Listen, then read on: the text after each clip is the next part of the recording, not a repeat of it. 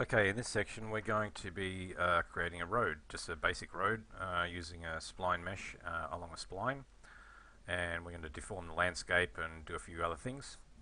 So the first thing you actually need to do this is you'll need a spline mesh, a mesh to put on the spline. This is one I've just copied from a vanilla asset. There's plenty in there to find, and all I did was change the texture. Everything else has been left as per vanilla. I just wanted a different road in a particular map. So the way to do this is you're going to modes and into the landscape, and then by default you end up in the manage tab. At the end here there's splines.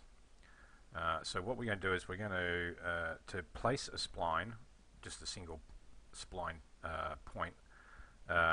You hold down the control key and click somewhere. Now that'll actually sit it on the landscape. The icon doesn't look like it, but the spline point itself is on the landscape, and that's a control point.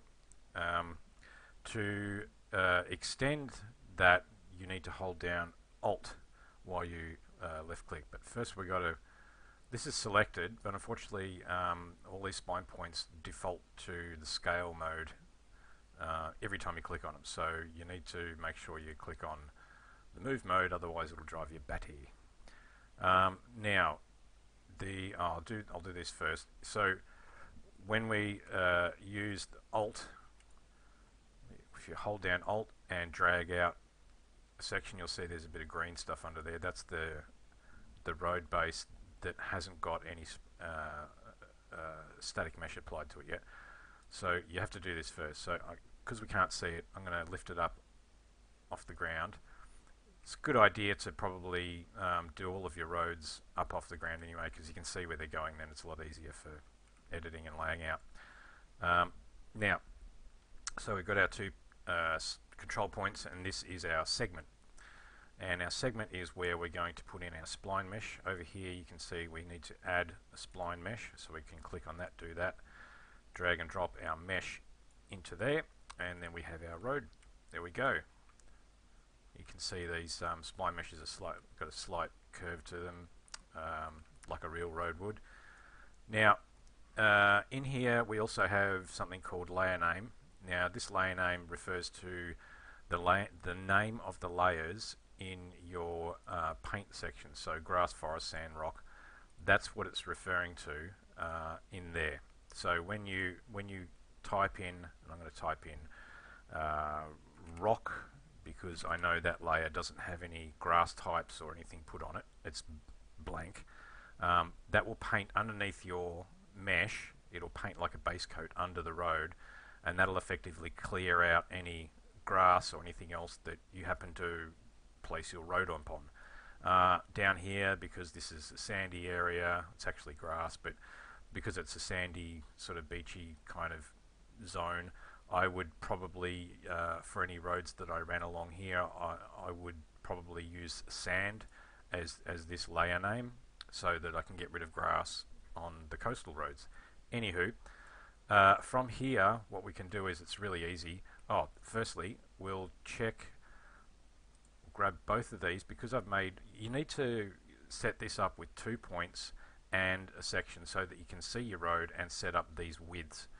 But to adjust the widths, you really need to grab both control points, because these widths, half width and the side fall off, which is the half width is the center to the edge of the road, and the fall off is this width here.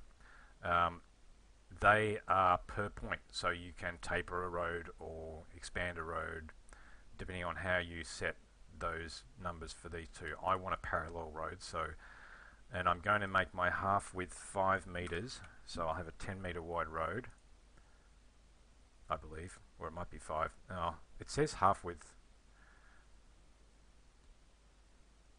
Oh, the half width of the spline at this point. I don't actually know. I'm not positive on this, but I think it's the half width of the road.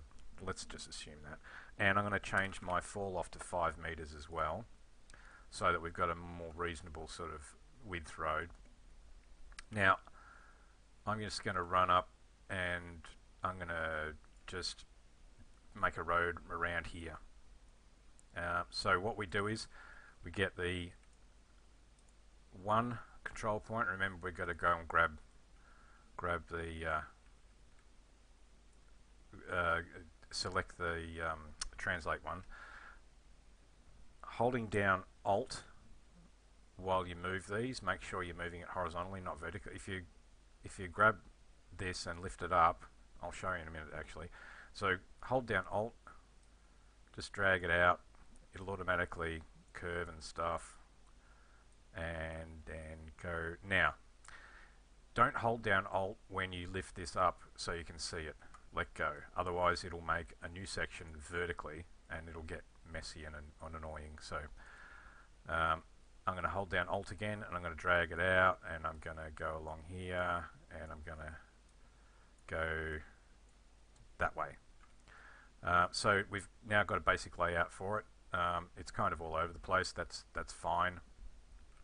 What we're going to do now is, because if we're happy with that layout where it's going, we grab one of these control points and then come over here and we select all connected control points. So all the control points are connected now. What we do now is lift it up a bit higher.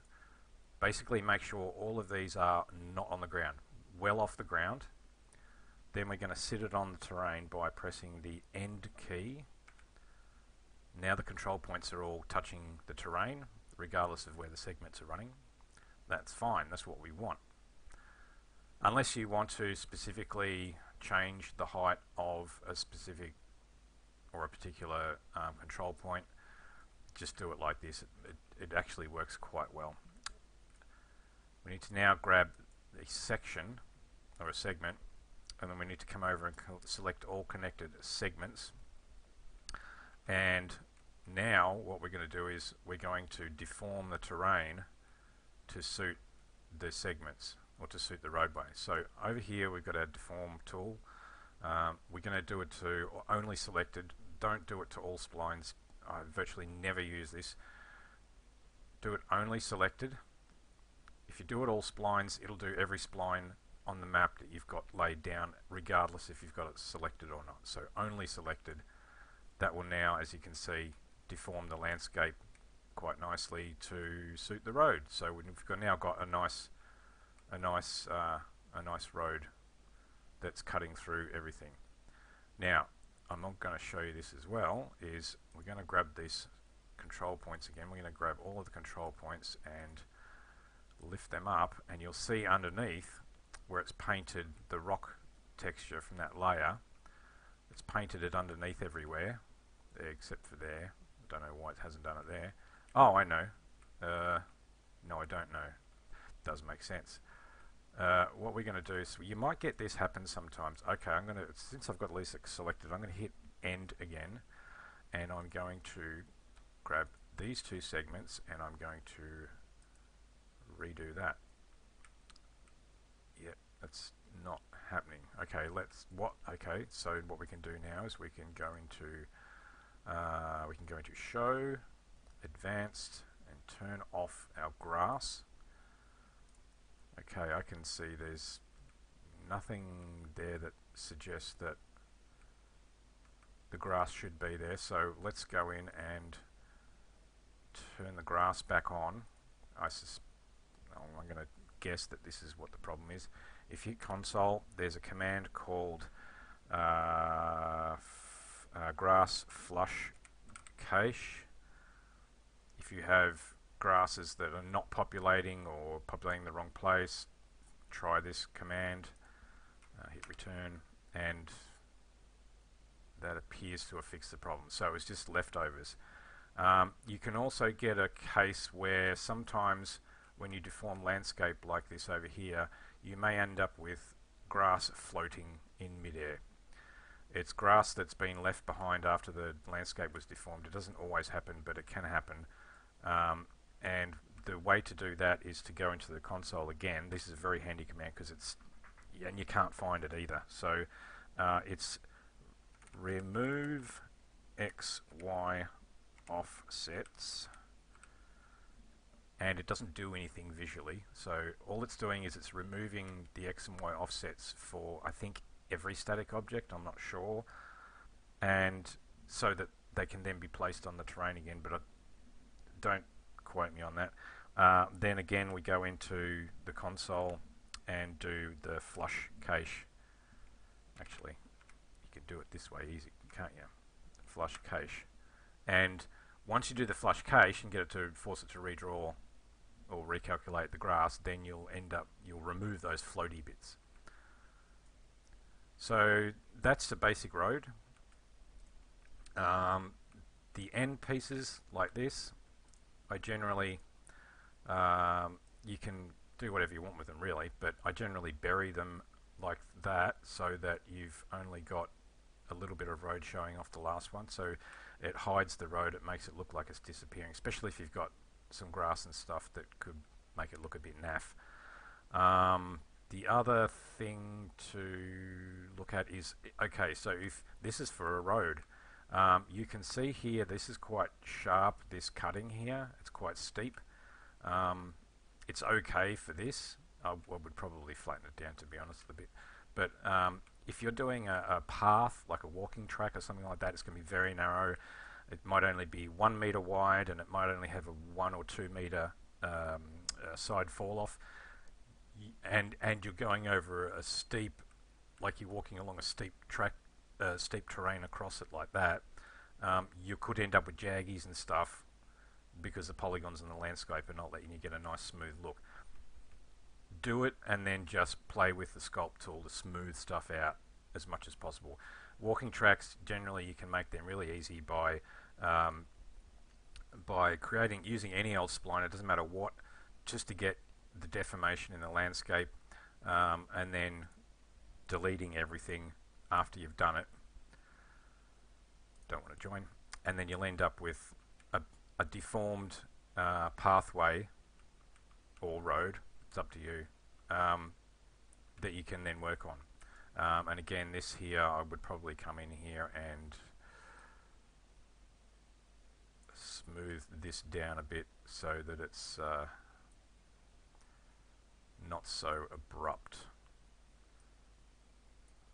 Same on here. Maybe just give it a bit of a tickle. So, and that's it. I can't think of anything else. The only other thing I can think of is you do get issues with roads when you're traversing certain terrains, like let's say over here you got a steep hill, you want to come up the steep hill and go over the top of it.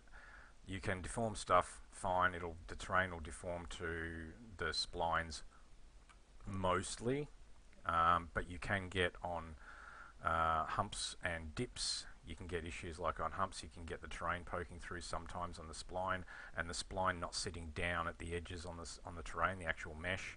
You can get the mesh hovering a bit high on dips where it curves the other way. That can also affect the shading of it. The shading can also be affected by the world normal. Let's go and show that quickly. Where is it? Buffer visualization. This is actually really handy to use.